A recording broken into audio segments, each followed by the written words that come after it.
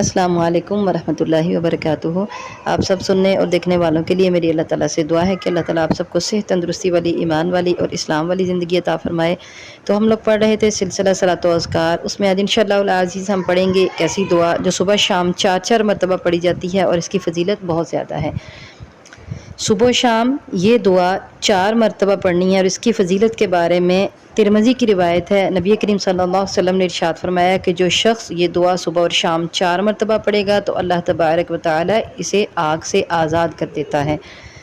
صبح اور شام میں اس کے تھوڑے سے الفاظ چینج ہوتے ہیں، وہ میں آپ کو ساتھ بتا دوں گی۔ اس کی فضیلت ہم نے پڑھی، اللہ ہم سب کو عمل کرنے کی توفیق عطا فرمائے۔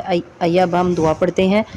اللہم انی اصبحت اشہدک واشہد حملۃ عرشک وملائکتک وجمیع خلقک انک انت اللہ لا الہ الا انت وحدک لا شریک لک وان محمدا عبدک ورسولک۔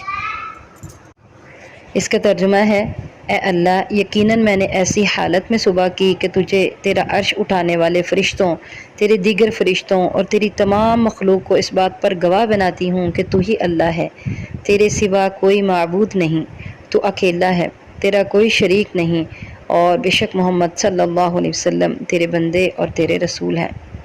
تو صبح کو جب پڑھنی ہے اللہم انی اصبحت، اور جب شام کو پڑھنا ہے تو اللہم انی امسیت اشہدک۔ اصبحت کا مطلب میں نے صبح کی اور امسیت کا مطلب میں نے شام کی۔